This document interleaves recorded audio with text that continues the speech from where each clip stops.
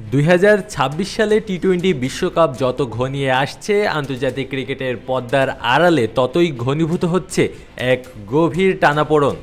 একদিকে আন্তর্জাতিক cricket council, অন্যদিকে বিশ্ব ক্রিকেটার্স অ্যাসোসিয়েশন খেলোয়াড়দের নাম, ছবি ও পরিচিতি ব্যবহারের অধিকারকে কেন্দ্র করে শুরু হওয়া এই বিরোধ এখন বিশ্বকাপের প্রস্তুতির মাঝেই ক্রিকেট রাজনীতির অন্যতম বড় আলোচনায় পরিণত হয়েছে। ডব্লিউইউএস এর অভিযোগ, আইসিসি সম্প্রতি বিভিন্ন দেশের খেলোয়াড়দের কাছে যে স্কোয়াড অংশগ্রহণ সংক্রান্ত সত্য পাঠিয়েছে তা 2024 সালে দুই সংস্থার মধ্যে স্বাক্ষরিত চুক্তির মধ্যে সরাসরি সাংঘর্ষিক। সংস্থাটির মতে, নতুন এই শর্তাবলী আগের চুক্তির তুলনায় আরও কঠোর ও একতরফা, যা খেলোয়াড়দের জন্য স্পষ্টভাবেই বেশি শোষণমূলক। ডব্লিউসিএ মনে করছে এটি শুধু চুক্তির ব্যত্যয় নয়, বরং খেলোয়াড়দের দীর্ঘদিনের সুরক্ষা কাঠামোকে দুর্বল করে দেওয়ার একটি পরিকল্পিত উদ্যোগ। ডব্লিউসিএ বিষয়টি লিখিতভাবে আইসিসিকে জানালে আইসিসি অভিযোগ অস্বীকার করে জানায় 2024 সালের চুক্তিটি কেবল 8টি সদস্য বোর্ডের জন্য প্রযোজ্য ছিল। আইসিসির বক্তব্য অনুযায়ী 2026 সালে টি-20 বিশ্বকাপে অংশ নেওয়া অন্যান্য সদস্য দেশ সেই চুক্তির আওতায় পড়ে না।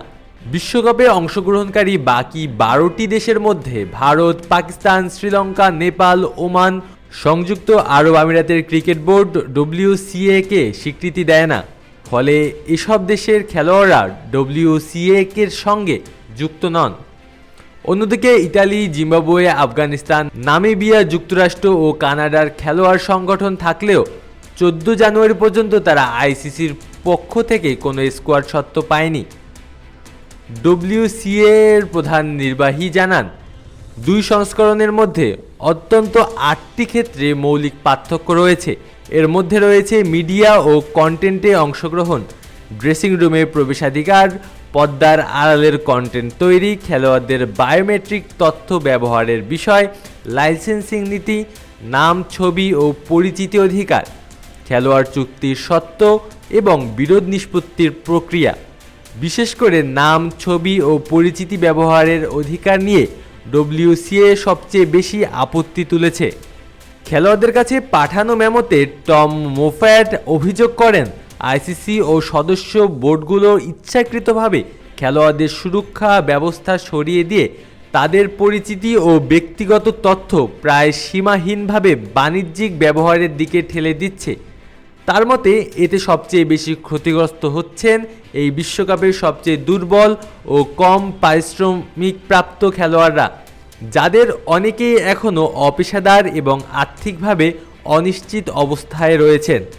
এখন পর্যন্ত আইসিসি ডব্লিউসিএর সবশেষ চিঠির কোনো আনুষ্ঠানিক জবাব দেয়নি। যদিও আইসিসির পক্ষ থেকে এ বিষয়ে মন্তব্য চাওয়া হয়েছে, তবু সংস্থাটির নীরবতা প্রশ্নকে আরও গভীর করছে।